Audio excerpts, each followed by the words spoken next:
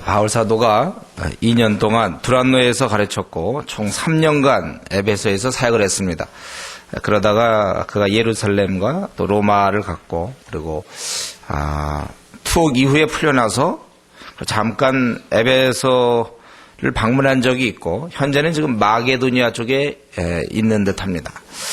근데 이 에베소 교회라고 있는 디모데에게 바울 사도는 그 당시에 잘못된 가르침과 싸우고 그리고 너희가 그 교회의 여러 일들을 잘 돌봐야 된다. 그것을 이제 권면했습니다. 그게 바로 오늘 이 디모데 전서입니다. 디모데 전서는 이 잘못된 교리와 싸우고 그리고 교회를 좀 잘 여러 일들을 잘 처리해라 그거예요. 그래서 이 디모데 전서를 목회의 서신이라고 합니다. 목회의 서신이다. 그래서 디모데 전서, 디모데 후서, 디도서 그것을 이제 보통 목회 서신이라고 우리가 부르고 있습니다. 그래서 1장의 내용이 주로 거짓 교훈을 피하고 바른 교훈을 이제 지켜나갈 것을 얘기하고 또 2장에서는 주로 이제 교회 내에서 우리가 어떻게 기도하며 또 여성은 어떤 일을 해야 되는가 주로 선행하고 선행을 많이 베풀고 또 복종하고 정결해야 된다. 아마 우리 다음 시간에 이제 우리 여성에 대한 그런 문제가 좀 얘기가 될 것 같고 그리고 3장 4장에서 보면 이제 교회 내 그 직분 맡은 자들 지도자들을 잘 뽑고 또 너 자신도 역시 잘 개발해서 좋은 지도자가 돼야 된다. 또 5장 6절은 계속 5장 6장에서는 이제 교회 내 남녀 과부 장로 문제, 송사 문제, 종 부자 뭐 이런 여러 가지 교회에서 그러한 계층에 대해서 좀 질서를 잘 지켜나갈 것을 얘기하고 있습니다. 이제 디모데전서 오늘 1장 1절과 2절을 통해서 먼저 바울 사도는 우리 그 교회 디모데에게 이제 편지를 인사를 하고 있는 것입니다. 우리 구주 하나님과 우리 소망이신 그리스도 예수의 명령을 따라 그리스도 예수의 사도된 바울은 믿음 안에서 참 아들인 디모데에게 편지하노니 하나님 아버지와 그리스도 예수 우리 주께로부터 은혜와 긍휼과 평강이 내게 있을지어다. 바울 사도는 이제 자기를 밝히고 있는데 그것은 주님의 명령에 따라 내가 사도가 되었다 이렇게 얘기하고 있습니다. 자신은 주님의 명령을 따라서 사도가 됐다. 그런 내가 네가 평강 이제 은혜 긍휼 평강 있기를 원한다 이렇게 되었어요. 오늘은 비록 인사말이지만 오늘 여기서 이 바울 사도가 내면에 아주 깊은 그 확신을 우리가 이 시간 생각해 볼 수 있습니다. 바울은 감옥에도 갔고 또 배고팠고 사회적으로 뭐 특별한 거 없었지만 그의 심령에는 바로 이것이 있었어요. 주님의 명령에 따라 나는 사도다. 이렇게 주님의 일꾼이다. 그거에 대한 아주 강한 확신이 있었다는 거예요. 그래서 배고프고 감옥에 가고 뭐 특별히 인정받지 못하고 뭐 그래도 이게 아주 확실히 이것이 있었다는 것입니다. 저는 항상 이런 거 생각할 때마다 광복군 생각하죠. 저들이 굉장히 광복군 생각하기 때문에 돈이 없고 또는 뭐 그들이 배고프고 그렇다고 해도 그들이 막 또 옷도 남루하고 그렇다고 막 열등의식에 빠졌을까요? 일제치하에서 예를 들면 옷 잘 입고 배부른 사람을 보면서 아니면 그래서 편안한 데서 공부 잘해서 막 그런 사람을 보면서 이 광복군들이 막 열등감에 빠졌을까요? 그렇지 않겠죠? 저들은 옷이 남루하든 뭐하든 뭐 신발이 메이커가 있든 없든 간에 말이죠. 옷이 뭐 이렇게 정말 그렇다 할지라도 저들은 이 조국을 찾겠다는 더 큰 비전 때문에 그런 걸 살살해 볼 수 있단 말이죠. 네. 우리도 이제 때때로 오면은 뭐 학교 문제니 또는 뭐 직장 문제니 뭐 연봉의 문제니 또 뭐 결혼의 문제니 뭐 이런 여러 가지 문제, 집안의 문제니 뭐 내 용모가 또 키가 작다 크다 뭐 이제 이런 거 그런 거 자꾸 뭐 한두 번은 얘기도 좋아요. 근데 그런 걸 자꾸만 얘기하는 사람들 그럼 지금 뭐가 목표입니까 삶에? 삶에 무엇을 목표로 생각하고 있나요?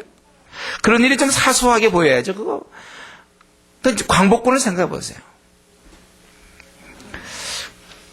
이러한 사도 바울은 내가 예수의 명령에 따라 그 높고 높으신 그분의 명령에 따라 내가 사도가 되었다. 감옥에 들어가면 어쩌고 저들이 인정 안 해주면 어떻습니까? 뭐 이따 해서 이렇게 알아줄 거 뭐 별로 기대하지 않아요. 자기는 그 일만 잘하고 주님 만나면 되는 것입니다. 이런 면에서 우리가 바울처럼 분명해야 됩니다. 그래야 우리의 삶이 힘이 있어요. 이게 분명해야 되는 거예요. 이것 없으면 삶에 무슨 힘이 있습니까? 그러니까 이 환경에 따라 오르락내락하고 돈 좀 가지면 큰 소리치고 돈 없으면 이제 기죽고 또 잘 풀리면 막 이렇게 하다가 또 안 풀리면 또 나약해지고 또 이제 스트레스 받고 또 다운되고 이제 그러는 거죠. 슬럼프다 뭐 안 풀리면 또 광복군이 그러겠습니까?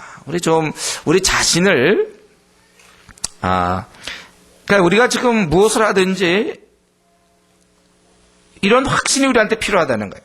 왜 우리가 지금 이렇게 삽니까? 어떤 확신이 있습니까?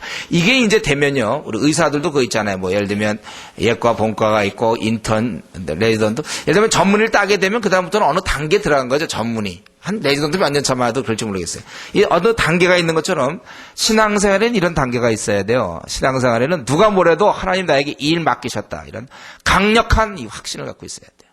그래야 이제 신앙생활이 재밌지. 그게 없으면 우리의 삶의 기준도 내가 왜 결혼하려고 그러는지, 내가 왜 직장 가려고 그러는지, 내가 왜 유학을 하려고 하는지, 내가 이게 이런 것들이 분명하지 않단 말이에요. 내가 왜 사느냐. 이게 분명하게 위로부터의 그 명령, 이런 확신을 갖고 있을 때 그때부터 이제 우리 신학, 그래서 내가 때때로는 친구도 정리할 수 있고, 때때로는 내 결혼 문제도, 또 내 직장 문제도, 여러 문제를 자기가 이렇게 보면서 할 수 있어요. 뚜렷한 목표. 이게 우리한테 있어야 돼요. 왔다 갔다, 이랬다 저랬다, 시대에 따라 움직일 것이 아니고, 우리에게는 이런 뚜렷한 이것이 있어야 돼요. 자신을 생각해 볼 때, 과연 나에게 이러한 것이 있는가? 그런 자들이 힘있고, 이런 게 없으면 이제 항상 후환해동하게 되고 왔다 갔다 하게 되고 본인도 피곤하고 주위 사람도 피곤하고 함께 피곤하게 되는 거예요. 여러분 이런 문제가 그러니까 우리가 기도 5분 하면 할 게 없다고 하는 분들 왜 이런 게 이것만 해도 한 25분은 걸리겠는데 내가 보니까 주님 내가 이 땅에 왜 태어났습니까? 나에게 확실히 주의 명령으로 있는 사도 바울이라는 나는 무구 명령으로 나는 이렇게 하고 있습니까? 난 그런 소리조차도 듣지 못합니다. 주여 나를 도와주죠. 이것만 해도요. 1시간 할 수 있다니까. 이런 문제를 가지고.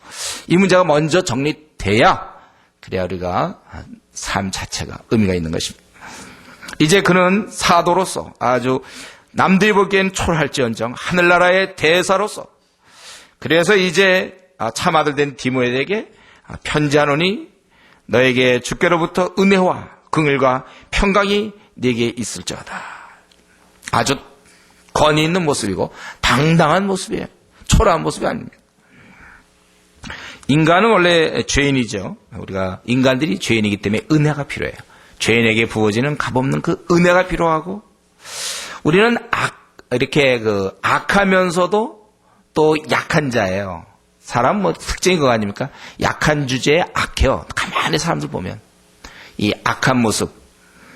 우리가 이 악한 자기 때문에 우리에게는 은혜가 필요하고, 약한 자기 때문에 우리는 긍휼이 필요하며, 우리가 이 나그네 길이기 때문에 평강이 필요합니다. 이 약한 자며 악한 자로서 나그네 길을 가기 때문에 우리에게는 이 악한 자로서의 은혜가 필요하고, 약한 자로서의 위로부터의 긍휼이 필요하고, 이 땅에 슬픔과 염려와 근심거리가 많기 때문에 평강이 필요한 것입니다. 그래서 그것을 이제 빌어주고 있습니다. 그래서 결과적으로는 은혜와 긍휼을 얻은 자는 결과적으로 이 땅을 살 동안 평강을 누려야 되는 것입니다. 예. 과정은 잘 모르지만 신앙생활을 제대로 하고 있는 자라면 평안을 어떻게 하든지 누려야 됩니다. 예. 그래서 내가 평안을 요즘 잘 못 누린다 하는 그 순간이 바로 기도할 순간이에요. 예. 내 몸이 요즘 너무 피곤하고 나 이러다 뻗겠다 이러면 빨리 자야 되죠. 휴식의 시간이 필요하다는 거예요. 마찬가지 자기가 그걸 알아야 돼. 내가 요즘 내 안에 이런 평안이 없다. 기도할 때라는 거. 이거 회복시켜야 돼. 이거는 평안을 없는데 없구나. 예. 그럼 더 열심히 살아야지. 노력해야지가 아니라 빨리 그걸 채워넣어야 돼요. 여기서 있는 것처럼 주께로부터 오는 평안을 채워넣어야 돼요. 그분과의 관계에서 해결돼야 되는 거예요. 그래서 제대로 된 신앙은 뭔지 몰라. 기도를 10분을 했는지 20분을 했는지 성경을 5장 봤는지 10장을 봤는지 전도를 1명인지 2명을 했는지 모르겠는데 확실히 믿는다면 제대로 좀 신앙생활을 한다면 평안을 누리는 건 분명해야 된다는 거예요. 예. 우리 차에 대해서 잘 모릅니다. 그 달리기만 하면 될 거 아니에요. 예. 저 차 뭐 차는 꼬물차인지 모르겠는데, 그래도 이게 달리고 있으면 괜찮잖아요. 달리면. 예. 이 차는 달려야죠. 차가 멈추면 그건 안 되는 거. 차는 달려야 돼요. 꼬물차라도 잘 달리면 되는 것처럼, 난 방법은 잘 모르고 저 사람이 요즘 어떻게 하는지 모르겠는데 하여튼 깊은 평안을 누린다면 그 신앙생활 제대로 하고 있는 거예요. 그래서 우리는 다시 한번 이러한 말씀을 통해서 이 평강이 제일 중요한 거예요. 결국 은혜와 긍휼에서 평강 그들에게 이제 빌어주고 있는데, 그래서 오늘날 우리에게도 이것이 마찬가지입니다. 그래서 우리가 꼭 평안을 회복해야 되고, 한 가지 확실한 건요, 죄를 짓고는 평안 없습니다. 죄를 짓고는 평안이 없어요. 하나님께 원망하면서는 평안 없어요. 하나님과 관계가 잘 안 되고는 안 됩니다. 우리 친한 사람과도 마찬가지죠. 관계가 막 깨졌는데 그 사람과 막 온 마음을 다해서 막 대화가 됩니까? 그런 사람들은 조금 이제 치료가 필요하죠. 막 자기는 너무나 사이가 안 좋고 그런데 대화가 너무 잘 된다고 이상하지 않습니까? 하나님과 마찬가지, 하나님과의 평안. 분명히 죄 문제나 하나님과 원망하거나 하나님께 감사가 없거나 어떤 삶에 이런 게 있을 때 평안을 놓치게 돼요. 그래서 우리는 이 평안이 회복될 때까지 기도하셔야 되고, 이것도 기도하시려면은 또한 이것도 30분은 기도할 수 있단 말이에요. 이 두 가지만 갖고 기도해도 1시간 안 할 텐데 5분 하고 나면 기도가 안 된다.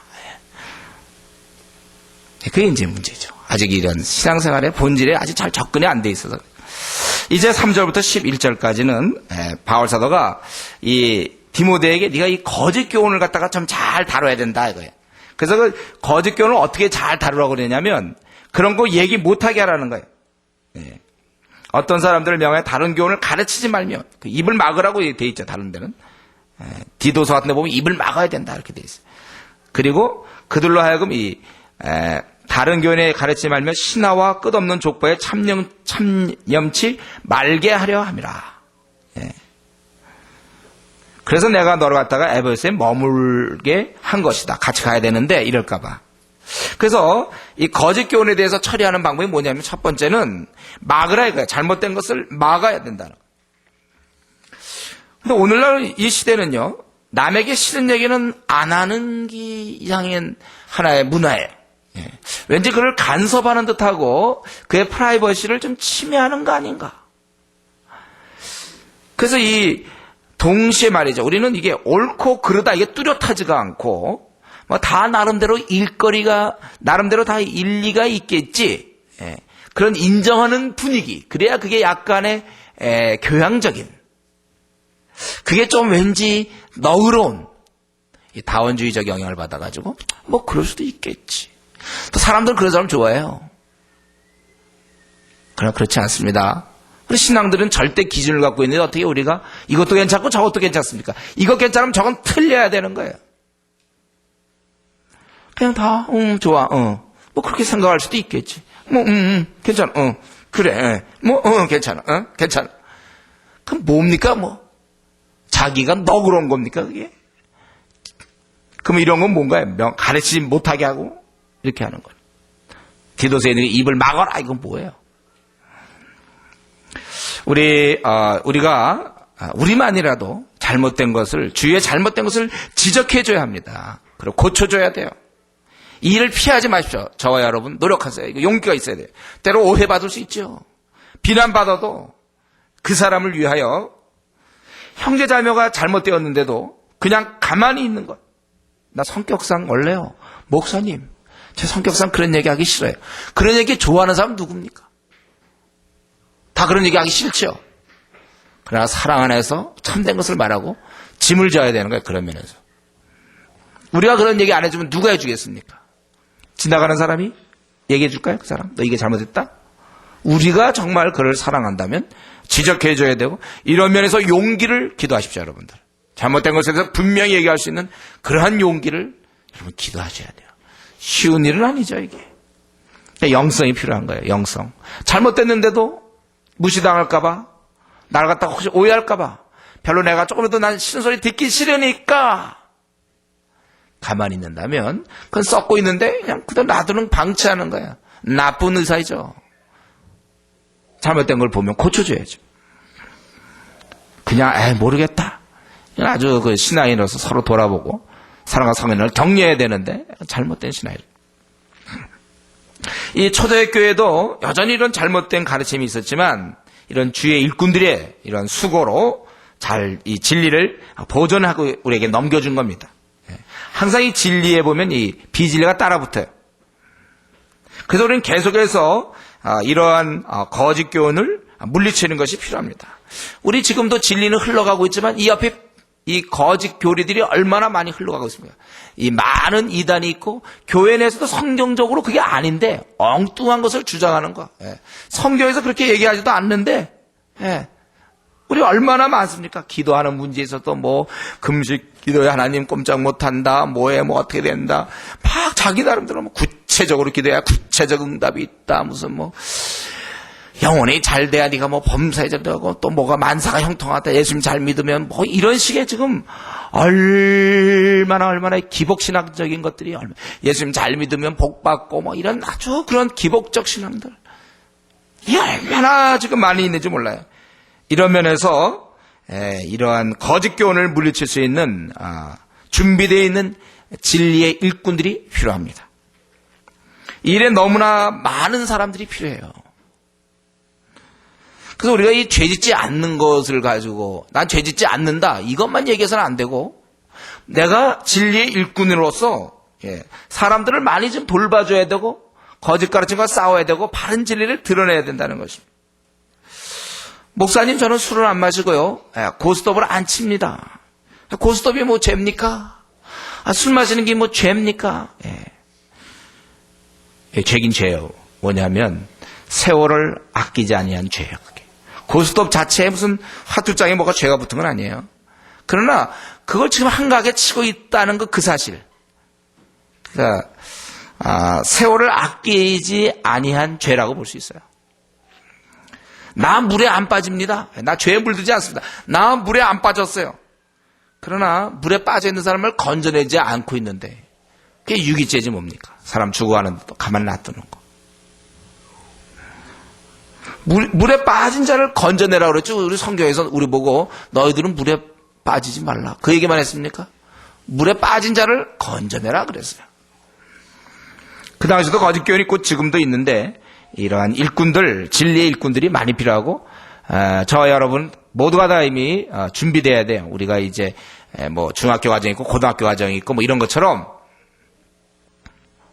우리는 이제 빨리빨리 교회에서 교회만 열심히 다니지 말고 빨리 준비돼서 진리의 일꾼으로 우뚝 서야 됩니다. 그래서 우리를 기다리고 있는 중국뿐 아니라 우리나라에서도 지금 교회마다 또 우리 성도들 만날 때마다 성경적이지 아니한 것들 그 많은 내용들에 대해서 싸울 아주 순수하고 아주 정통해 아주 말씀에 깊이 뿌리박은 힘있는 진리의 일꾼들이 필요하다는 거예요. 저 여러분들이 그 작업을 해야 되는데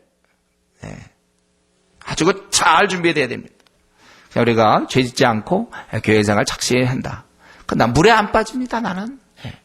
누가 뭐 언제 빠지라고 그랬어요? 건져내니까요 물에 빠진 사람들. 우리가 그거죠. 일꾼이 그런 겁니다. 이 거짓 교훈의 특징이 뭔가 가만 보니까 거짓 교훈은 이 변론을 내는 거예요. 변론을 자꾸 내요. 변론이 나와요. 거짓 교훈은. 참된 교훈은 그에 비해서 사랑이 나와요. 여기 보면 5절에 경계의 목적, 이 경계라는 것은 이제 어떤 명령이나 그런 율법, 지금까지 이렇게 주어진 것들, 그런 것들의 목적은 청결한 마음과 선한 양심과 거짓 없는 믿음으로 나는 사랑해야 된다는 거예요. 처음 예수님께 돌아오면 마음이 바뀌죠. 청결한 마음이 되고, 그 다음에 양심이 깨어있게 되고, 그러다 보면 주님을 의지하게 되면서 참된 믿음을 갖게 되는데, 이럴 때 바로 사랑이 나온다는 거예요. 사람이 제대로요 참된 교훈을 받게 되고 그가 제대로 주님을 따르다 보면 결국 주님의 성품, 우리 아버지의 그 본성, 바로 그러한 사랑, 아버지를 본받게 되다 보면 사랑이에요. 그래서 우리가 여러 이런 가르침의 궁극적 목적은 그가 사랑의 인물이 되는 거예요. 주님을 다른 말로 하면 본받는 자가 되는 거라고 얘기할 수 있습니다. 믿기 전에 이기적이던 우리가 밤낮 우리 생각하고 나에 대해 잘못해주면 분하고 내가 남에게 얼마나 했는지 생각 안 하고 항상 내 입장만 생각하던 철저히 자기중심적인 사람이 신앙에 가면 갈수록 점점 신앙생활 할수록 다른 사람을 생각하게 되고 너그러워지고 이해력이 많아지고 사랑의 이제 대가가 되는 것, 사랑의 거인이 되는 것입니다. 참된 이러한 가르침 이런 것들은 이런 사람이 되는 건데 이건 오히려 싸움만 한다는 거야. 거짓 교훈은 자꾸 들어보면 그저 다툼이 생긴다는 거예요. 그리고 이런 거짓 교훈을 퍼뜨리는 자들의 모습을 6절 7절에서 볼 수 있는데 저들은 뭐냐면 헛된 말에 빠져 율법의 선생이 되려 하나. 이 율법의 선생이 되려 하는 그거 자체는 좋아요. 그러나 자기 말하는 것이나 자기 확증하는 것도 깨닫지 못하더라. 뭔가 큰 확신을 가지고 말하는 것 같은데 본인이 잘 몰라. 야 이거는 말이야. 야 이건 나는 이렇다고 주장한다. 근데 무슨 말인데? 그러면 몰라. 그냥 굉장한 확신이 있어요. 이래야 된다. 너는 뭐 확신 갖고 얘기하는데 근데 이제 그 무슨 뜻인데? 그건 몰라 자기가. 확신은 굉장히 강해. 이 거짓 교사의 특징이에요. 여호와 증인들이고 또 무슨 이런 이단이고 또 이런 잘못된 가르침 뭔가는 막 얘기하지만 모른다는 거예요. 왜냐하면 그 어두운 가운데 미혹되어 있기 때문에 자기가 자기 하는 말을 모르는 거예요. 원래 본인도 잘 모른다는 것입니다. 저들이 구약을 인용하여 예를 들면 아마 신화를 꾸미고 무슨 족보 등을 만들고 또 이쪽 저쪽에서 자기들이 따와서 원하는 어떤 걸 만들었겠지만 그러나 그 결과 자기들은 모른다는 것입니다. 이들은 하나님 말씀을 두려워하지 않아요. 왜냐하면 하나님을 두려워하지 않기 때문에. 그래서 자기가 얘기하는 것이 얼마나 성경적 지지를 받고 있는가를 그들은 생각하지 않는다는 거예요. 우리는 항상 그것에 대해 점검해야 됩니다. 내가 어떤 말을 할 때 성경적 지지가 확실한가? 우리는 항상 그것을 점검해야 돼요. 특별히 우리가 이제 시간이 지남에 따라 우리 모두는 다 리더로서 우리가 모두가 다 일을 해야 돼요. 우리는 다 일꾼입니다. 앞으로 중국 가든지 우리 어디든지 갈 때 이제 많은 사람을 가르쳐야 되는데 그 가르침이 확실히 성경에서 나오는 거. 저는 때때로 이제 이런 뭐 기독교 방송이나 극동 방송 막 듣다 보면은 막 확신 있게 얘기하는데 보면 본인이 정말 알고 저런 얘기하나. 예. 성경에 그런 근거가 없는데 막 얘기하는 거 많이 봤어요. 그 목사라는 이름으로. 성경에 그 사람들은 목사이기 때문에 막 얘기해도 되나요? 성경에 근거가 없는데 막 얘기하는 거예요. 조심하셔야 돼요. 우리는 그 셰퍼 박사가 얘기한 것처럼 성경에서 크게 얘기하는 것은 우리도 크게 얘기해야 되고 성경에서 작게 얘기하는 것도 같이 작게 얘기해야지. 막 자기가 막 크게 얘기하면 어떡합니까? 성경 중요한 부분도 아닌데 막 크게 얘기해버리면 어떡해요? 우리가 이런 면에서 항상 성경적 사고를 늘 견지할 수 있도록 그렇게 우리가 애를 써야 되는 것입니다. 이제 그들이 갖고 있는 게 율법이기 때문에 율법을 얘기하므로 몇 가지 그 율법에 대한 근본적인 문제를 8절부터 11절까지 얘기하고 있죠. 8절에서 율법은 선한 것이라는 거예요. 제대로 알고 사용해라 이거예요. 율법은 선한 것, 제대로 알고 사용하면 율법은 선한 것이에요. 그러나 한 가지 알아야 될 것은 로마서에서도 얘기했죠. 로마서 7장에서도. 그러나 알 것은 9절에 법은 옳은 사람을 위하여 세운 것이 아니다. 침 뱉는 사람 아니면 교통 중앙선 침범하는 사람 얼마 몇 개월 정지 예를 들면 이런 것들이 그게 왜 얌전히 지키는 사람을 위해서 했겠습니까? 이제 안 지키는 사람 무단 횡단 이런 그런 것처럼 이 율법이라는 것, 구약의 율법이라는 것은 불법을 행하는 자들, 이 죄인들을 위해서 너희들이 하고 있는 게 그렇게 하면 죄라는 걸 알리기 위해서 세운 것이라는 거예요. 그래서 거기 대상이 좀 쭉 나오죠. 바로 불법을 행하는 자, 그러니까 율법을 인정하지도 않고 그런 자들, 복종치 아니하는 자, 알지만 복종하지 않는 사람, 이거 좀 더 나쁜 사람이에요. 알지만 복종하지 않는 사람, 또 복종하지 않을 뿐만 아니라 또 경건치 아니한 자들. 복종하는 모습은 있지만 실제 내면에는 경건함이 없어요. 하나님에 대한 이러한 경건함. 그러니까 지금 요 불법한 자, 복종치 아니한 자, 경건치 않은 자는 대충 한 1계명에서부터 4계명 사이에 그러한 내용이겠죠. 그리고 아비 어민을 치는 자, 그건 5계명 생각하면 되겠어요. 내 부모를 공경하라 그랬는데 공경을 하는 게 아니라 이것은 공격하는 거죠. 아비 어민을 막 쳐요. 이게 아주 나쁜 자죠. 또 여기 보면은 경건치 않은 죄인이며 거룩하지 아니한 자, 망령된 아비를 치는 자며 어미를 치냐면 살인하는 자며 이것도 6계명, 음행하는 자며 남색하는 자며, 이거 7계명이죠. 그리고 또 사람을 탈취하는 자며, 이 도둑질 8계명이지만 또 탈취하는 아주 그 탐내는 이런 거 10번째 계명과도 연결되고, 또 거짓 맹세, 우리 성경에 우리가 거짓말하면 안 되는데 이제 이러한 모든 거 주로 이제 10계명에 관계된 그런 건데 핵심이 되니까요. 바로 이 율법은 바로 이러한 자들 때문에, 살인하는 사람들 때문에 살인하지 말라 그랬고, 간음하는 사람 때문에 간음하지 말라고 했다 이거예요. 너희가 이것을 알아야 되고, 어쨌든 저들은 바른 교훈을 거스르는 자를 위함인데, 이 교훈은 내게 맡기신 바 복되신 하나님의 영광의 복음을 조침이라. 이 교훈은 영광이 드러난다는 거, 하나님의 영광이. 바로 이 복음은, 우리가 지금 바울사도가 가르치는 교훈은 죄인을 용서하시고 받아주시는 그분의 자비하심과 그분의 크신 사랑이, 그런 속성이 드러나기 때문에 거기 보면은 영광의 복음이라고 그렇게 얘기했습니다.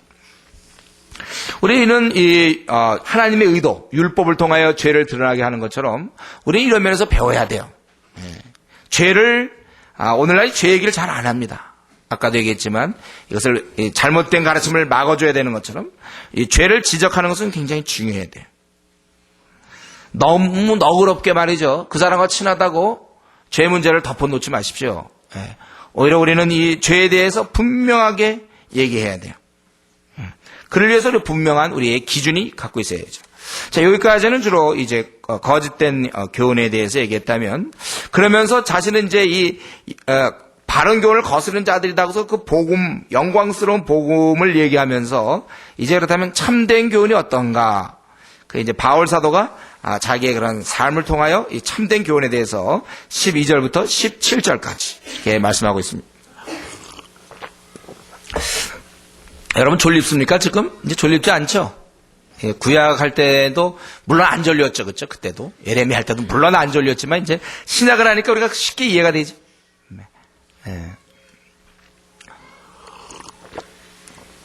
이제 참된 교훈에 대해서 복음이 어떤 것인가, 그것을 이제 얘기하는 거예요. 바울의 경험 속에서 자기가 얘기하고 있습니다. 그 내용은 뭐냐면, 형편없지만 내가 궁유를 얻었다. 12절부터 14절. 내가 형편없는 자인데 궁유를 얻었다. 나를 능하게 하신 그리스도 예수 우리 주께 내가 감사함. 나를 충성되이 여겨 내게 직분을 맡기심이니, 내가 전에는 회방자의 핍박자의 포행자였으나 도리어 궁유를 입은 것은 내가 믿지 아니할 때 알지 못하고 행하였습니다. 우리 주의 은혜가 그리스도 예수 안에 있는 믿음과 사랑과 함께 넘치도록 풍성하였도다. 내가 형편없지만 궁유를 얻었다는 거예요. 이것 때문에 감사하자는 것입니다. 나를 능하게 하셨어요, 그분은. 그리고 나 같은 자를 충성스럽게 여기셔서 직분을 맡기셨다는 거예요. 근데 내가 좀 그럴듯한 존재면 좋겠는데, 사실은 나는 전에는 회방자요, 또 핍박자요, 이 포행자다. 그러니까 남을 아주 난폭하게 취급하는 그러한 자였다는 거예요. 그러나 그 주님의 그 믿음과 사랑과 함께 그 은혜가 넘치도록 나에게 풍성했다. 그렇게 고백하거든요. 이게 바로 복음의 내용을 시청각 교육적으로 보여주는 거예요. 자기 같은 한심한 자가 은혜를 얻어서 직분자가 됐는 거. 이게 복음 아니냐 이거죠. 여기 보면 이제 믿지 아니할 때, 요 부분이요. 약간 우리가 생각하시는데, 13절에 내가 믿지 아니할 때 알지 못하고 행했으리라. 그럼 내가 몰랐으면 되느냐? 성경은 그렇게 얘기하고 있잖아요. 그가 모르는 것도 본인 책임이라고 그래요. 무지가 자신의 죄를 합리화시키지 모릅니다. 몰라서 그랬다. 무지는 그 자체가 죄예요. 어둠. 그러나 이 바울 사도는 잘 가만히 보니까 바리새인들처럼 하나님께 그냥 형식적으로 마음에 없으면서 형식적으로 한 것 같지 않고, 그는 정말 하나님에 대한 마음이 아주 뜨거웠던 것 같아요. 그러니까 오히려 하나님을 섬기는 일인 줄 알고 사도행전 26장 9절을 보면 오히려 그 누구보다 열심히 그 나사렛 이단들을 박해했던 이유는, 그는 그만큼 하나님을 열심을 갖고 있었기 때문에. 잘못된 열심이지만 다른 바리새인들의 야당적 열심도 없고 오히려 그런 지위를 위해서 자기들이 영광 받으려고 했던 것에 비해서 그는 좀 달랐던 것 같아요. 그러나 그는 이제 그것조차도 자기가 그것에 대해서 뭐 타당하다 이런 얘기 한 건 아니고, 그러한 나를, 그런 무지에 빠져 있는 나를 결국 풍성하게 그렇게 해주신 것이다. 바울은 이 긍휼을 경험했습니다. 이 부분이에요. 주의 일꾼들, 주의 백성들은 이걸 경험하셔야 돼요. 긍휼을. 나 같은 것들을 하나님이 나 같은 것을 이렇게 하시는가. 요때 나 같은 것 할 때요. 이게 사회적으로 볼 때 그러니까 뭐 초등학교만 나왔으며 키가 작고 못생기고 열등감 갖고 무슨 재산도 없고 직위도 없고 재능도 없고 그런 기준이 아닙니다. 병에 걸려 있고 이제 곧 그런 게 아니라 사회적으로 아무리 잘 나가도 모든 조건을 다 갖춰도 이 긍휼을 깨닫는 사람은 어째 나 같은 것에게 이런 은혜를 베풀었습니까? 이렇게 고백해야 이게 정상이에요. 막 하버드 대학에서 박사학위 3개 받고 막 백만장자가 있고 막 그냥 뭐 재벌의 2세 고향 모든 조건이 다 좋아도 그가 무릎 꿇고 주님 앞에서는 나 같은 자에게 이런 은혜를 베푸십니까? 그거 진짜예요. 그렇게 깨달아야 돼. 이것은 주관적 깨달음입니다. 자신의 그 고집생과 음란함과 강팍함과 둘러대기 좋아함과 변명함과 항상 자기중심적인 것, 이기적인 것, 욕심 많은 것, 어리석은 것 이런 것을 주관적으로 보는 거예요. 남과 비교해서 그래도 뭐 나 정도는 이게 아니라 나 같은 것 이걸 이제 깨달아야 돼. 아주 주관적이어야 돼. 이건 나 같은 것. 이렇게 깨달아야 되는데 문제는 이 땅에서 주어지는 좋은 조건들이 그걸 가로막아서 자기는 하나님 없어도 괜찮을 것 같고 우리는 저와 여러분은 아무도 정말 하나님을 단 한순간에도 긍휼을 베풀지 않으면 우리는 끝나요. 그죠? 나 같은 것을 받으신 그분 이게 우리의 고백이어야 돼요. 그래서 우리 훌륭한 성도는 두 가지를 함께 깨달아야 되는데 자신의 그런 한심함 자신의 그런 고집스러움과 어리석음, 깨닫지 못함, 강팍함 이것을 깊이 느끼면서 동시에 주님의 말할 수 없는 나 같은 자를 상대하시는 주님 나를 분에 넘치는 긍휼과 사랑 이 두 가지를 같이 느껴야 돼요. 나의 한심함과 주님의 긍휼의 풍성함을 같이 느끼실 때 그게 이제 좋은 성도가 되는 것입니다. 이 긍휼의 경험 없이는 절대로 좋은 성도 될 수 없습니다. 이미 배부른데 뭐 나를 향한 하나님의 긍휼 이것을 깊이 깨달으면 깨달을수록 우리는 주님께 더 나아가게 되고 더 의지하게 되는 거예요. 어떻습니까? 제가 이렇게 막 긍휼 막 이랬는데 좀 뭐 이렇게 느끼십니까? 여러분들? 내가 뭐라고 하나님이 나 같은 걸 사랑하시나 그렇게 고백하실 수 있습니까? 여러분? 지금 제가 뭐 이게 뭐 체크하는 시간이 아니라 그러는데 다른 고백할 수 있죠. 우리 내가 정말 나 형편없는 나 고집센 나 강박한 나 어리석은 나 이런 나를 하나님 뭐라고 날 이렇게 하십니까? 우리가 사실 이렇게 이 기도 제목 가지고도 한시간 할 수 있어요. 이런 거 그 기도 5분하고 할 거 없다고 그럴 때 참 제가 좀 어떤 때 놀라운 것은 이렇게 중요한 것들을 이런 중요한 주제를 생각 안 하십니까? 나 같은 것이 어째서 내가 지금 이 자리에 앉아 있습니까? 어째서 내가 주님을 믿습니까? 우리 바울 사도는 그걸 충분히 너무나 그걸 느끼는 거예요. 자기 형편없는 자인데 내가 이렇게 되었구나. 그걸 아주 깊이 느꼈다는 거예요. 근데 보니까 그런 형편없는 자에게 어땠다고요? 거기 보니까 나를 능하게 하신 그리스도 예수 우리 주께 내가 감사함 나를 충성되이 여겨 내게 직분을 맡기심이니 바울 사도는 주님께서 일거리를 자기에게 주셨다고 그러는 거예요. 그러니까 주님께서 일거리를 맡긴 자가 있고 어떤 사람은 교회는 다니지만 일거리를 아직도 받지 못한 사람이 있습니다. 얼핏 생각하면 우리가 일거리를 안 받는 게 편안하겠죠. 놀고 먹으라는데 뭐 놀고 먹는 게 편하지 않습니까? 근데 바울 사도는 생각이 달라요. 그 일을 오히려 맡은 것이 은혜며 그 일을 내가 맡고 있는 걸 보니 긍휼이라고 얘기하는 거예요. 여러분 그 장관 되는 거 말이죠. 서로 보면 그거 고사하는 사람보다는 서로 되려고 그러죠. 왜냐하면 장관 되면 피곤하거든요. 총리 돼 보세요. 맨날 별의별 거 다 신경써 다리 뭐 무너지고 그러면 또 그것도 쫓아가야 되고 뭐 하여튼 무슨 뭐 태풍이 불었다 하면 또 그 가야 되고 뭐 또 무슨 오리가 막 죽고 뭐 이러면 또 오리도 먹어야 되고 하여튼 그는 아주 굉장히 피곤해요. 그런데도 서로 총리나 서로 장관 되려고 그러고 또 서로 국회의원 되려고 그러고 그것도 막 떨어뜨렸다 그러면, 예? 그것 때문에 싸우고 어떻게 하면 할까? 그러지 않습니까? 예. 근데 바울 사도는 놀랍게도 위로부터의 그 직분을 맡은 것, 이게 굉장한 긍휼이라고 그렇게 얘기하고 있습니다. 우리도 이렇게 생각하십니까? 주님의 일 맡음을 이 구원받은 것도 우리가 너무 감사한 것처럼 구원받고 밋밋하게 지낼 뻔했는데 구원받은 자에게 일거리를 주셨단 말이에요. 일거리를 갖고 산다는 것, 이게 정말 말할 수 없는 은혜라는 거예요. 그가. 예. 이럴 때 그런 깊은 긍휼을 체험하게 되는 거예요. 내가 도저히 주님의 일을 내가 맡을 수 없는데 어째서 하나님께서 나를 능하게 하신 그리스도 예수 우리주께 내게 감사함은 나를 충성되이 여겨 내게 직분을 맡기심이니 그 다음에 나는 그래서 귀찮다? 그건가요? 직분을 맡기시니까 그래서 나는 좀 번거롭고 나는 이제 생이 좀 지루하다? 아니면 나는 생이 너무 힘들다? 그게 아니에요. 내가 이 직분을 맡았다는 것 때문에 자신이 참 말할 수 없는 긍휼, 은혜가 풍성하구나. 나 같은 자에게 구원 주신 것도 너무 감사한데 직분까지, 여기서 이제 약간 놀라는 그런 입장이 돼야죠.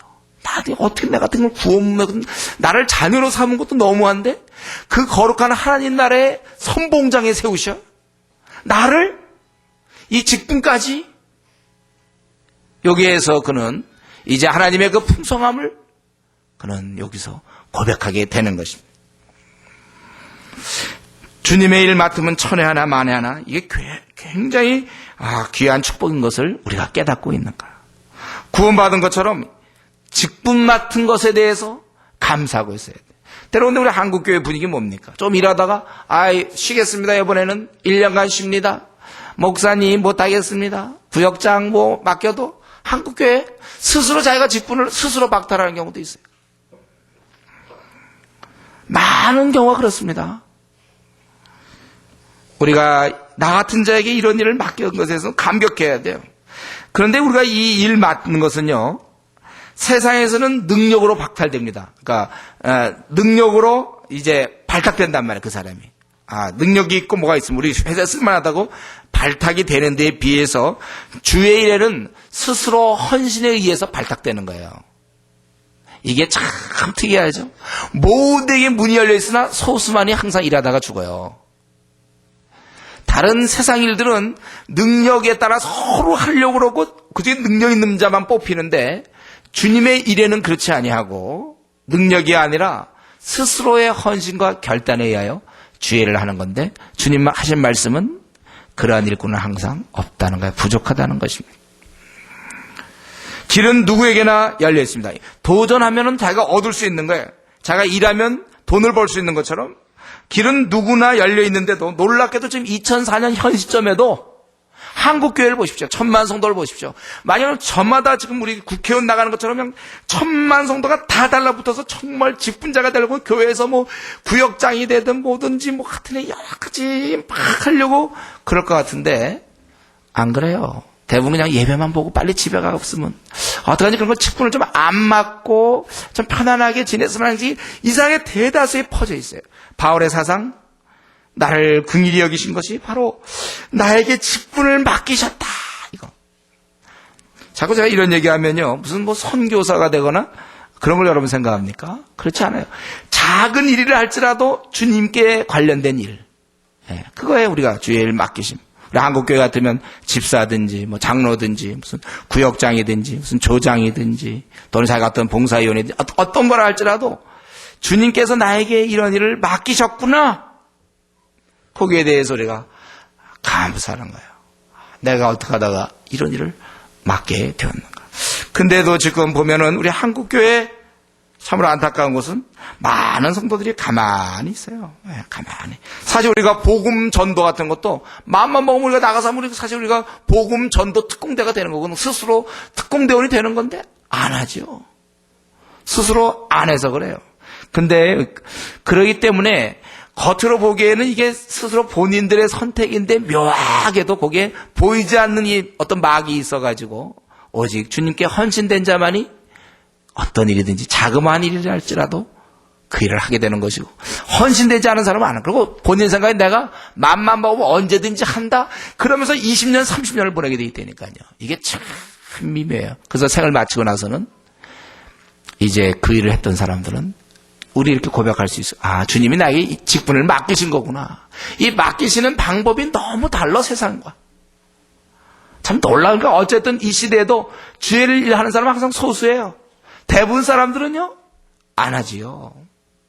차라리 국회의원은 될 망정, 사실에서 뭐 변호사가 될 망정, 교회에서 조장이 되고, 교회에서 구역장이 되고, 교회에서 무슨 집사가 되고, 이런 일은 멀리 하죠.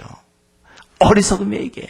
이게 바로 하나님의 방법이에요. 하나님은 오직 마음을 다하는 자, 헌신된 자에게만 사실은 이 직분을 자기 스스로 발탁되는 거예요, 이게.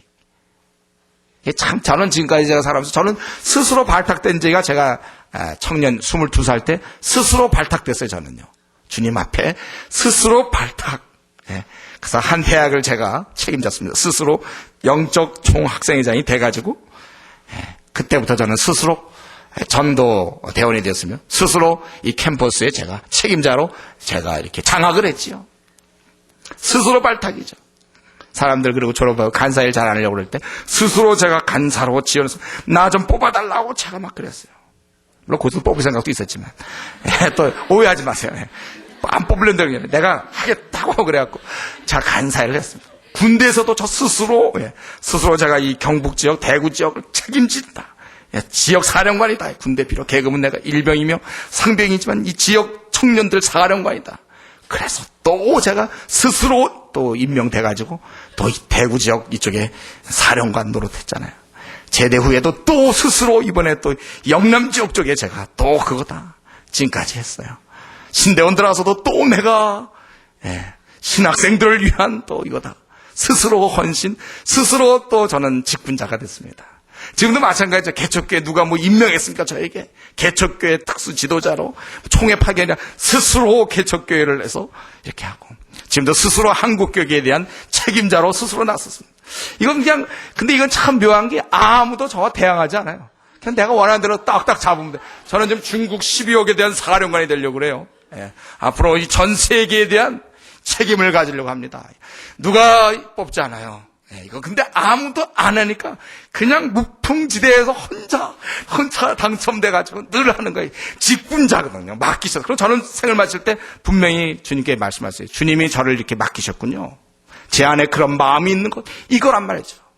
저희 원래 철학이 그래요. 누가 자원하는 마음으로 주님이라는 사람들 강제로 관한 적 없어요. 자원하는 마음 아니면. 왜냐하면 주의 성격상 이게 자원하는 마음에서 일 안 시켜주면 어떡할까? 목사님이나 일 안 시켜주면 어떡할까? 걱정스럽게 와야 되는 거예요. 그럴 때 그럼 한번 해보지. 이렇게. 조장 한번 해보지. 구역장 한번 해봅시다. 이렇게 되는 거예요. 또 앞으로 선교위원장 합시다. 구제위원장 합시다. 이렇게 되는 것이죠. 자원하는 마음. 이거는 정말 너무나 귀한 거예요. 그래서 바울 사도가 자기가 감사한 것은 여기서는 구원받은 물론 그것이지만은, 그러나 자기 같은 자에게 더 나아가서 구원뿐만 아니라 직분을 맡기심이라. 자발적 직분 맡음. 그거예요. 참 이게 기독교의 아주 신비로운 부분이에요. 하나님의 일꾼에 제 경험상 제가 지금까지 살아오면서 저는 이걸 아주 누리고 있어요, 사실은. 내가 원하면 난 다 할 수 있어. 누가 나를 내가 스스로 하겠다는데 뭐. 그럼 누가 나 임명 안 했다고 얘기할 사람이 누가 있습니까? 그렇죠?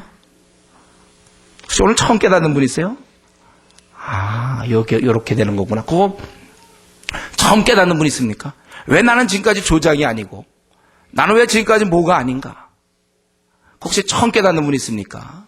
스스로 자발적 선택이라는 거예요. 주의 직분은 그렇게 주어지는 것입니다. 이게 그러니까 임명장이 있으면, 위로부터 무슨 하늘에 임명장이 딱 있어서 귀하를 교회에 뭘로 임명함, 하나님께서 딱 그렇게 했으면 막 우리는 뜨거울 줄 몰라요. 목숨 다하여 섬길 줄 몰라요. 근데 그런 임명장은 없습니다. 본인이 깨닫는 임명장이에요. 이것은 스스로 임명장. 저는 스스로 임명장을 갖고 있는 사람입니다. 나를 충성되게 여겨 충성스러운 사람에게만 이 직분을 맡기시는 것. 또 이상하게도 이 직분은 충성된 자만이 하게 되어 있습니다. 아니면 못 견뎌요. 이것은 충성된 자만이 하는 거예요. 능력 있는 사람이 하는 거 아니에요. 주의 일은 충성된 자가 하게 되는 거예요. 여러분, 우리가 이 한 번 사는 삶, 지금까지 이런 원리를 알지 못하고 때가 되면 내가 직분을 만나보다가 아니라 스스로 발탁되어 직분자가 되는 것인데, 이런 우리 한 번 주어진 삶을, 이 공간을 놓치지 마십시오. 이 기회를 놓치면 안 돼요. 우리가 만약에 맡겨주신 일자리가 없다면, 굳이 우리 몸을 위해서는 우리가 사회에서 백수 될까봐 막 백수인 것에 대해서 부끄럽다는 사람이 있잖아요. 자기가 직장을 좀 안 다니고 자기가 뭐 몇 년을 놀았다든가 뭐 이러면 좀 부끄럽다고 얘기하는 사람도 있단 말이에요. 그러나 이 영적 백수에 대해서, 제가 이걸 언제 한번 말씀드렸어요. 영적 백수에 대해서는 부끄러움을 못 느껴요. 사실은 이게 진짜 부끄러움인데, 하나님 앞에서 내가 이 땅에 내려온 이유가 이건데, 이걸 놓친 채 산다면 영적 백수. 만약 우리가 이 위에서부터 오는 이 맡기심의 일이 없다면, 우리가 기껏 아침 일찍 일어나고 밤 늦게 자리에 눕는 이유는 이 땅에서 먹고 사는 일 때문에 그러는 거예요. 즉 몸을 위해서만 하는 것입니다. 다른 말로 하면 제자 삼는 일이 없어요. 주님께서 떠나시면서 우리에게 너희들은 이 땅에서 모든 족속으로 제자를 삼으라, 그렇게 말씀하고 그러고서 우리 주님은 이제 떠나셨는데, 우리가 이 제자 삼는 일, 이런 거 없는 채 신앙생활 한단 말이에요. 우리가 주님 만날 때 말씀드릴 말이 있다면 무엇일까요? 주님이 저보고 제자 삼으라고 그랬죠. 제가 이렇게 제자를 삼았습니다. 비록 그것은 열매, 많은 사람이다 적은 사람이 중요한 게 아니에요. 열매가 있든 없든 그렇게 애려서 단 한 명의 제자가 안 나오더라도 그렇게 하려고 노력했다면 하나님은 그거에 대해 축복하시는 거예요. 저는 그렇게 말씀드렸어요. 우리 교회는 열심히 나올 수는 있지만 제자를 열심히 삼는 일을 안 하는 사람들이 많다. 우리의 목표, 의사라면 병자를 고치는 게 당연한데, 그냥 병원엔 되게 열심히 나와요. 꼬박꼬박 출석하는데 통째서 환자를 만나본 적이 없어요. 이 의사는 병원에 나와서 다른 병원에 있는 의사들과 대화하며 간호원들과 힘들지 않냐고. 병원 원목인가 혹시? 근데 의사라면 자기가 환자를 고쳐야죠. 교회는 열심히 나오고 봉사는 하며 11조도 내고 뭐도 하고 주일 성수도 하고 뭐도 합니다. 근데 제자가 없어요. 제자를 삼지도 않아야 당초. 목표가 뭔지 모르겠어요. 주님 우리 보고 이제 떠나시면서 모든 족속으로 제자를 삼으라. 만약 우리가 이런 일을 하지 않는다면은 우리 신앙생활을 잘못 해오고 있었던 것입니다. 그건 우리에게 아무 몸이 건조한 일이에요. 제자 삼는 일. 영적인 면에서 그것은 백수인 것입니다. 이제 이렇게 궁유를 얻어서 직분을 자기가 맡았다고 그렇게 얘기하던 이 바울 사도는 15, 17절에 보면, 이젠 이렇게 궁유를 받은 것은 결국 왜 내가 궁유를 얻게 됐는가? 결국은 이 하나님이 나 같은 죄인을 받아 직분자로 삼으신 이거는 바로 본이 된다는 거예요. 나 같은 자도 이런 일을 맡았다면, 그렇다면 너희들이야 말할 거 있겠냐. 주님의 그 궁휼하심에 대한 본이 된다는 것입니다. 15절부터 17절. 미쁘다 모든 사람이 받을 만한 이 말이요, 그리스도 예수께서 죄인을 구원하시려고 세상에 임하셨다 하였도다. 죄인 중에 내가 괴순이라. 그러나 내가 궁휼을 입은 까닭은 예수 그리스도께서 내게 먼저 일체 오래 참으심을 보이사 후에 주를 믿어 영생 얻는 자들에게 본이 되게 하려 하심이니라. 만세왕 곧 썩지 아니하고 보이지 아니하고 홀로 하나이신 하나님께 존귀와 영광이 세세토록 있어지이다. 아멘. 여기 보면은 자기가 이렇게 궁유를 받은 자들은 이걸로 끝나면 안 되고 타인을 위한 이 보이는 복음이 되어야 된다는 거예요. 모든 사람에게 해당되죠. 모든 사람이 받을 만한 이 말이다. 뭐냐면 예수님께서 죄인을 구원하시려고 세상에 임하셨다.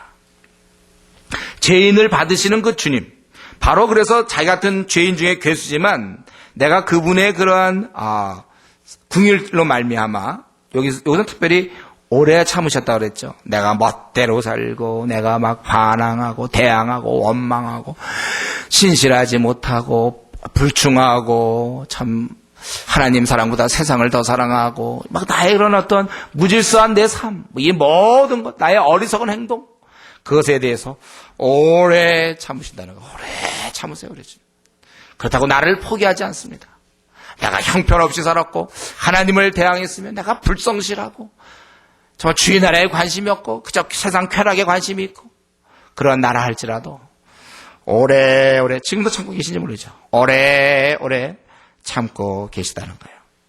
그래서 영생 얻은 자들에게 본이 되게 하라. 나 같은 자가 이렇게 받는 그런 것이 앞으로 후에 주를 믿어서 영생 얻는 자에게 결국 본이 된다는 거예요. 그렇기 때문에 그분께 찬양하자. 우리가 한 가지 기억할 것은 하나님께서 우리에게 궁유를 베푸시고 직분을 맡기신 것은 우리만 뭐 어떻게 하라는 것이 아니라 바로 모든 사람이 이제 이 구원을 얻을 수 있도록, 그 복음을 깨달을 수 있도록 우리를 먼저 불러주셨다는 사실까지도 알아야 돼요. 항상 나로만 끝나면 안 됩니다. 이게 바로 다른 사람을 위한 본이 되는 거구나.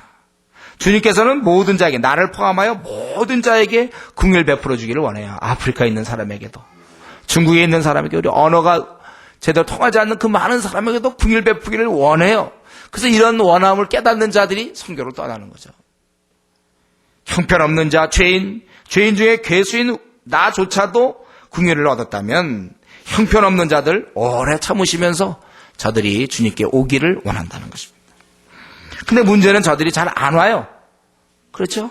그렇기 때문에 이 먼저 긍휼을 깨달은 자에게 사명이 생기는 거예요. 그래서 자신의 삶을 들어서 다른 사람을 설명해야 되는 것입니다. 그러니까 주님이 하시는 일은 긍휼을 베풀어서 나 같은 자를 받는 일이요, 받아진 내가 할 일은 이제 다른 사람을 주님에게 소개하는 일을 해야 되죠. 이 업무 분장이 확실합니다. 주님은 그 일을 하셨고 우리는 그런 주님을 알려주는 거예요. 내 삶을 통하여. 그래서 오히려 실패를 많이 한 자, 여기 죄인 중에 괴수, 죄인 중에 쫄병, 죄인 중에서 제일 착한 쫄병이 구원받으면 그것보다는 죄인 중에 가장 괴수, 대장, 가장 죄 많이 진 자가 긍휼을 얻는 걸 통하여 더 그의 큰 사랑이 드러난단 말이에요. 그렇기 때문에 오히려 우리가 실패를 많이 했고, 또 내가 오랫동안 하나님을 대항했고 하나님께 불충했다면, 신실하지 못했다면 오히려 어쩌면 복음을 더 잘 드러낼 수도 있습니다. 제가 말씀드리는 것은 우리가 그러기 때문에 현재 내가 혹시 잘못 살아왔더라도 그거에 대해서 비관할 것이 아니라 이 경험만큼 하나님의 영광을 위해서 사용할 수 있다는 거예요. 우리는 이 바울 사도가 긍휼을 받은 이유를 설명하지는 않습니다. 자기가 이렇게 긍휼을 받았다고 얘기하고 있어요. 이것은 전적으로 주님의 사랑이에요. 주님의 택하심입니다. 왜 우리가 많은 사람들이 방황하고 주님 모르고 미신을 섬기며 어둠에 잠겨 있는데 어째서 우리는 수요 예배를까지도 우리가 예배를 드립니까? 어째서 우리가 이 자리에까지 나와 있습니까? 한 가지 이유예요. 나에 대해서 오래 참으시는 주님의 은혜입니다. 우리가 사실 귀한 은혜 받은 사람들이에요. 그렇기 때문에 마땅히 찬양을 드려야 되는 것입니다. 이제 그는 이 거짓 교훈과 또 이 진리에 대해서 분명히 얘기하고, 그리고 이 교훈으로 18절부터 20절까지 마지막으로 디모데에게 선한 싸움을 싸우라고 명하고 있습니다. 아들 디모데야, 내가 네게 이 경계로서 명하노니, 지금까지 앞에서 얘기해왔던 것들 또는 이 진리의 말씀이 죄인이 예수님께 돌아오는 것, 이러한 모든 것들을 너에게 이제 이런 걸 가지고 너에게 명한다는 거예요. 전에 너를 지도한 예언을 따라 그것으로 선한 싸움을 싸우며, 아마 그 전에 이전에 안수할 때 그에게 어떤 사명이나 어떤 앞날의 고난이나 또 여러 가지 것들, 또 특별한 가르침의 은사나 이런 여러 가지 주시는 것 같아요. 그것으로 너가 선한 싸움을 싸워라. 그럼 네가 이 선한 싸움을 지금 싸워야 될 입장이라는 것이죠. 성도에게는 이런 것이 있어요. 지금 이 시대도 마찬가지로 우리 모두에는 지금 싸움이 있는 것입니다. 근데 이 싸움을 할 때 한 가지 조심할 점이 19절에 믿음과 착한 양심을 가지라 그랬어요. 어떤 이들은 이 양심을 버렸고 그 믿음에 관하여는 파산하였느니라. 그 가운데 후메네오와 알렉산더가 있으니 내가 사단에게 내어준 것은 저희로 징계를 받아 회방하지 말게 하려 함이라. 사단에게 내어줬다는 것은 이제 그 파문 이상의 어떤 육체적인 질병을 그에게 징계를 준 거예요. 그래서 대항하지 못하게 하려고 그랬는데 회방하지 못하게. 근데 우리가 이 선한 싸움을 싸울 때 한 가지 꼭 기억할 것은 여기 있는 거예요. 믿음과 착한 양심을 가지라. 이 두 가지를 우리가 소유해야 된다는 것입니다. 이 믿음인 것은 영적인 분야라면 이 착한 양심을 가진 것은 우리의 윤리적인 그런 면을 얘기합니다. 그러니까 우리가 하나님을 늘 의지하고, 왜냐하면 이 선한 싸움을 싸울 때 우리는 자칫 기진할 수 있어요. 이 거대한 세상의 흐름과 소수만이 현재 싸우고 있습니다. 아마 우리 21세기의 한국교회도 마찬가지예요. 수많은 자들은 다 미혹되어 있고 하나님을 거부하고 또 천만 성도라 할지라도 대부분이 자기 생활에 그냥 얽매여 있지, 일꾼은 소수밖에 없는데 혼자 가서 막 싸우려다 보면 기진하게 돼요. 또 실망하게 되고, 사단은 끊임없이 가정적으로 무슨 주위의 여러 가지로 우리를 낙심시킵니다. 또 내가 기껏 돌보려는 대상이 또 딴소리하고 내 마음을 아프게 하고, 그러는 중에 또 병도 걸리게 되고 뭐도 안 풀리고. 우리가 주님의 일을 할 때요, 아주 이상한 어려움들이 많아요. 오히려 가만히 있으면 어려움도 없습니다. 그게 뭐예요? 우리가 헤쳐나가려니까 힘들죠. 그냥 순응하면 편한데, 주님의 일할 때는 원래 실망을 많이 하겠고 또 속상한 일이 원래 많게 되어 있습니다. 한번 따라하겠습니다. 주님의 일할 때는 속상한 일이 많다. 목사님, 전 즐겁기만 한데요. 예. 다시 한번 생각해보세요. 좀 침착하게. 자기가 아무것도 안 하는 거 아닌가요? 분명히 사단이 가만 놔둬. 사단이 그러면 편안하게 있는 사람, 괜히 콜콜 자고 있는 사람, 영적 전쟁도 안 하는데 그거 깨워서 할 일이 뭐 있습니까? 그냥 편안하죠. 그냥 영적 잠을 콜콜 자면 세상이 어떻게 돌아가는지, 우리나라에 3,700만 명 중에 매일 우리 500명 이상이 지옥 가는 건지, 북한에 2,200만 이제 통일되면 저들에게 복음 전할 사람이 지금 추려보니까 별명 없는데, 이런 걸 지금 어떻게 하면 일꾼을 늘릴까, 뭐 이런 고민을 하는, 그런 거 알지도 못하고, 중국에 3만 명이 매일 주님께 돌아오는데 교사가 없으니 이걸 어떡하나, 인도의 8억의 힌두교인들은 저건 또 어떻게 해야 될까, 뭐 이런 모든 것에 대해서 아예 그냥 생각도 없어요. 그냥 하루하루 살아요. 예. 또 다른 면에서 평안해, 그분은. 예. 주님의 일할 때 믿음이 필요합니다. 이 선한 싸움을 싸울 때 믿음 필요해요. 믿음. 선한 싸움을 싸울 때 믿음 필요합니다. 나를 낙심케 하고, 나를 실망케 하고, 마음이 참 식어지게 되고. 그러니까 여러분들이 노방전도 해보면 이런 거 많이 경험하죠. 네. 우리의 약해질 수밖에 없다는 거예요. 때때로 우리가 신앙생활, 선한 싸움 싸운다 하면서 또 이런 어려움 가운데서 이 도덕적 판단, 윤리적인 기준이 흐트러질 수 있어요. 막 전투하다 보면 많이 공격받고 이러다 보면 순간적으로 타협할 수도 있고, 이게 이제 긴장된 상태에서 생활이 좋지 않을 수 있다는 거예요. 이거는 교리를 얘기하려는 게 아니라 실제라는 것이죠. 그래서 후메네오와 알렉산더가 있다고 그렇게 했어요. 여러분, 우리가 이 선한 싸움을 한다고 하면서 주의 나라 위하여 우리가 내가 이제 중국으로 들어간다든가, 내가 이제 주의 어떤 일을 해야 되겠다, 예? 내가 조장이 돼야 되겠다, 아니면 내가 뭐 이제 전도대가 돼야 되겠다, 내가 이런 선한 싸움을 한다면서 이 윤리적인 면이나 영적인 면을 소홀히 하는 것은 굉장히 위험한 것이고 극히 어리석은 것입니다. 왜냐하면 주를 대적하는 세력이 아주 분명하고 아주 확실하게 살아있기 때문에 그래요. 공격할 수 있어요. 그는 우는 사자처럼 두루 다니면서 특별히 주의 나라 위하여 서 있는 자들을 집중적으로 공격하기 때문에 믿음을 자기가 흔들려서 안 돼요. 견고해야 됩니다. 제가 늘 얘기하자면 우리 믿음은 지금이 최상이어야 돼. 내 생에 가장 좋은 시간이 지금이어야 됩니다. 그리고 그래서 특별히 주의를 많이 하는 사람들이 낙심을 많이 하잖아요. 선을 행하다가 낙심하지 말지니 피곤하지 아니하면 때가 이름에 거두리라. 갈라디아서 6장 9절에 있는 말씀. 우리가 이제 저와 여러분 모두가 다 일꾼으로 나섰습니다. 우리 모두가 다 일꾼이에요. 그럴 때 낙심될 일이 참 많습니다. 그렇기 때문에 더 믿음을 가져야 돼. 믿음. 또 생활, 착한 양심을 가져야 됩니다. 믿음을 우리가 지켜나가고 삶이 빛나야 되는 거예요. 이런 면에서 우리가 그 영적 전투를 벌일 때 의의 흉배가 있잖아요. 의의 흉배. 이 심장을 보호할 수 있는 아주 중요한 흉배가 있어요. 이거 있어요. 전쟁 때 이거 흉배를 메고 나가야 된단 말이에요. 우리 삶이, 우리가 특별히 주님의 일을 할 때 삶이 빛나야 돼요. 스스로 남이 알지 못하는 은밀한 부분에 자기에게 어떠한 약점이 있거나 아주 부끄러운 부분이 있다면요, 힘쓸 수 없어요. 자기가 사단은 그 부분을 자꾸 공격하거든요. 자꾸 공격해. 네가 뭐 그러면서 뭘 하냐. 너 그러면서, 너 혼자 있을 때, 너 그러면서 네가 무슨 일을 하냐. 그래서 힘을 못 쓰게 돼 있어요. 그렇기 때문에 이걸 뻔히 알고 있는 우리로서는 이걸 고쳐야 돼. 내 부끄러운 부분이 있으면 그걸 고쳐야 됩니다. 하나님의 자녀로서. 그래서 의의 흉배를 붙이라고 그랬어요.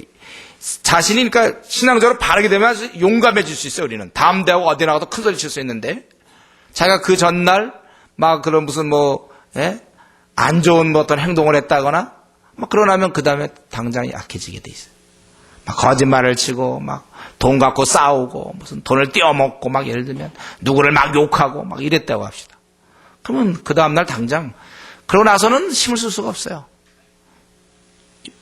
그러면서 우리가 자기의 이제 벌써 신앙생활 지 1년 됐고 벌써 3년 됐고 5년 됐다면 지금쯤 웬만큼 이제는 그러한 것이 이제 허물이 벗겨져야 돼요. 좀 이제는 그런 면에서는 이제 이렇게 보완이 돼갖고 튼튼한 의의 흉배를 가져야 되는데, 이게 구멍이 뚫려 있으면 아무리 해도, 물은 위에서 많이 받죠. 은혜 받았습니다. 목사님 오늘 설교에 은혜 받았습니다.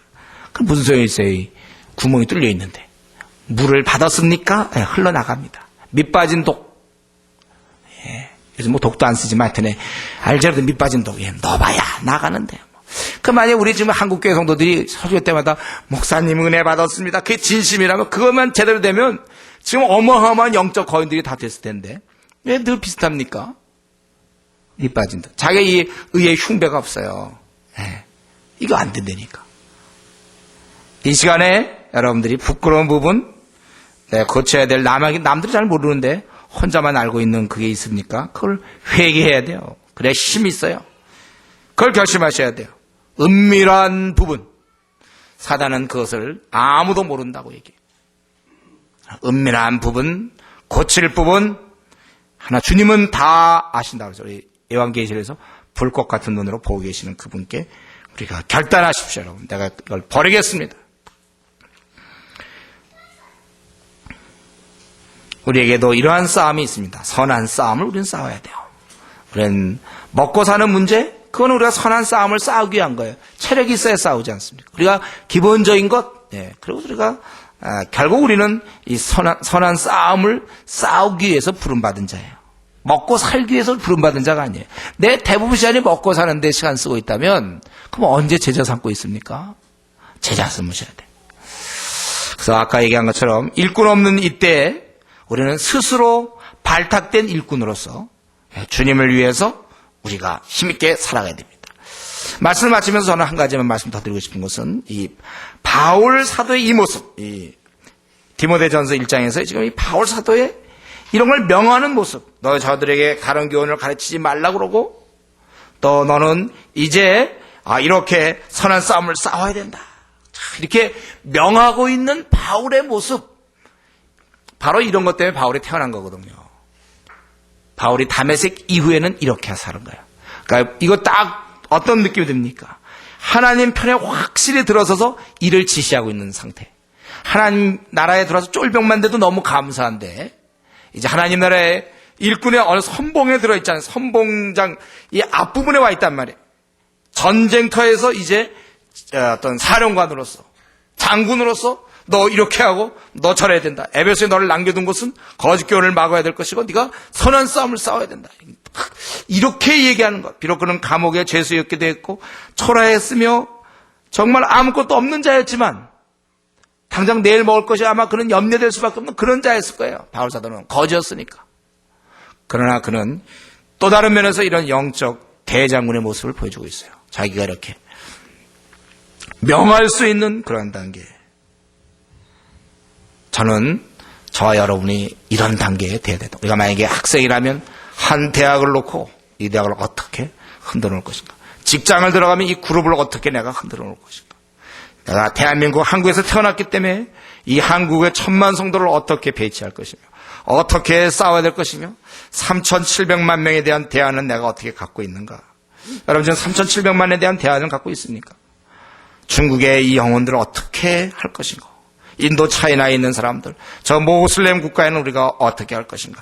이런 것이 쫙 머릿속에 갖고 있어서 그걸 지시할 수 있는 우리가 그런 단계. 왜 우리라고 그렇게 되지 못하라는 법이 있습니까? 이렇게 명할 수 있는, 이미 명할 수 있는 이런 단계 너무나 멋지지 않은가요? 제가 이전에 한번 모스크바 가서 한번 그때 말씀을 전했을 때 어떤 한 형제가 목사님은 제가 설교를 듣고 너무 울었다는 거예요. 자기는 정말 주님을 위해서 열심히 살고자 했는데 그만 거짓 이단에게 끌려 들어가서 허송세월 몇 년을 보냈다는 거예요. 지금 다시 시작하려니까 너무 기초가 안 돼 있어요. 그래서 저한테 편지 썼어요. 자기가 때가 되면 언젠가 자기도 목사님처럼 영적인 이런 전쟁터에 선봉에 서서 한번 일해보기를 소원합니다. 그렇게. 그러고 나서 그 형제가 결국 이제 자기 공부할 거 공부하고 어느 날 만났더니 보니까 신학교 와 있어요. 상당히 이제 자기 나름대로 그런 길을 가고 있더라고요. 제가 얘기해서 꼭 사역자가 되라는 게 아니라는 거 알고 있죠. 여러분들이 무엇을 하든지 간에 왜 한 번 태어나는데 왜 꼭 그 영적 전쟁터에서 꼭 그렇게 뒷부분에 꼭 제일 끝부분, 거의 끝부분이나 그 앞부분, 요 부분에서 왔다 갔다 하면서 말이죠. 이거 전쟁, 이거 중인지 아니지. 왜냐면 저기서 싸우고 있는데 맨 뒤에 있으니까. 저 사람들 막 싸우고 자기는 뒤에서 편은 편 맞는데 뒤에서 그렇게 왔다 갔다. 우리가 그렇게 살아서 되겠는가? 한번 살 바에는 한번 생을 하나님 주셨는데 정말 이런 영적인 장군의 모습으로 살 수 있도록.